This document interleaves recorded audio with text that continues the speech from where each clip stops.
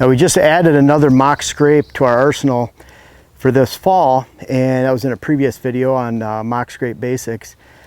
And I can't overemphasize creating mock scrape and using mock scrapes enough as it relates to your entire whitetail goal, your herds, your herd goals, your hunting goals.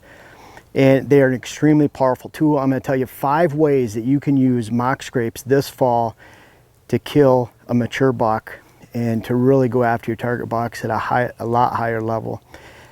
Now, first off, what I love using mock scrapes for, and we've used, and we even have a mock scrape census out there where we looked at bucks in October and November on a mock scrape on the edge of a food plot, and we use that to determine the number of bucks that were on the land a portion of the time, all the time, or just a day or two at a time. And that's during the fall, that's during the rut.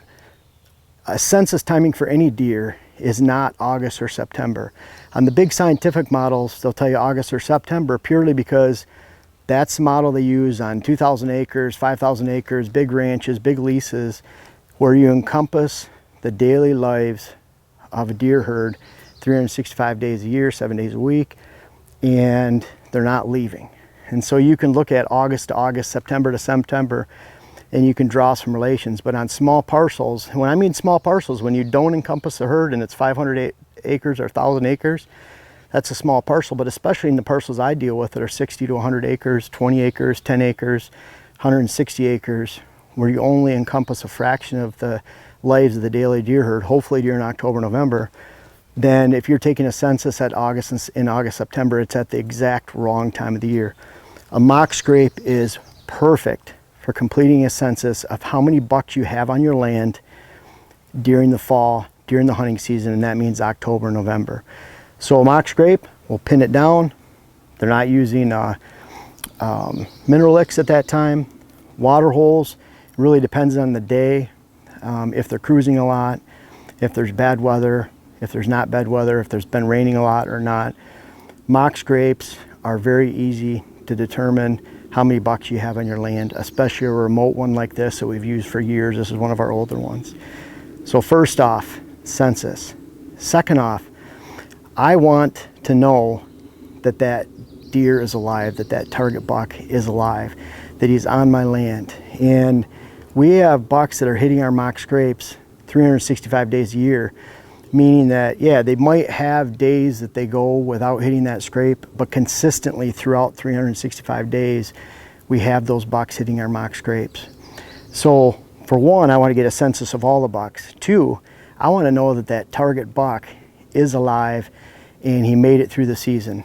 That could be determined in late December, January, and believe it or not, they're hitting these mock scrapes during the summertime.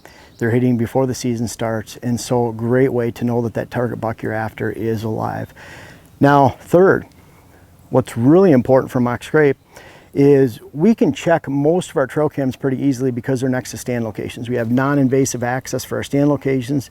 For example, we're not accessing through that mature buck bedding area over there or this bedding area right here. We're coming down this crease in this little ditch line where there's no deer typically. We can get into the stand location without spooking deer. That's the whole idea. But for that, we can check this trail camera too. When we check this trail camera, I want to know that the buck I'm after, for example, the split brow buck this year, I think the first picture we had of him last year was September 26 on this camera right here. We had him down below about the same time. When the mature buck and the target buck I'm after, when his activity level picks up on this camera during the daylight, and I know that that live buck, that target buck, he's there, I'm just waiting for him to show up. We're using the Exodus render cameras this year, the cell cameras, and I can't wait because I'll put a camera on this one or the one down below, maybe both. And as soon as that buck pops up and he's here during the daylight, I'm gonna hunt him, and I can't wait. And you can rest assured, if he's coming through this area right here, he's going to be on this mock scrape at that time when he's here. He's gonna lick it, he's gonna let me know that he's here during the daylight, and I can't wait. Now, what's really cool is when that target buck's here, I know he's alive, he made it through the season. Then he's here, he lets me know that he's in this pattern. What's great is I've already seen this pattern often for years to come. So on some of the mature bucks we're shooting, we've had up to 5 years of mature buck footage of a particular buck coming in, and that was the big 8 that we call them, and then the kickstand buck, and he had developed a big drop tine in the past. But we could tell by the mock scrapes and the mock scrape patterns that we have on all the corridors which buck is using which pattern. And so once we determine he's alive, we've used the mock scrapes during our census in October and November. We've used the mock scrapes for previous fall buck patterns to know where he's going to be. He's already alive. We know what he's going to do. Then we're using those cameras on the mock scrapes, because he's going to hit these mock scrape when he comes back, to let us know that he's moving in daylight during the hunting season and what the timing is, so we can go in and hunt him. And then finally, when you can get to the end of the season and analyze your hunt, analyze your herd, analyze everything you've done, what was the ratio of mature buck pictures during the daylight versus at night?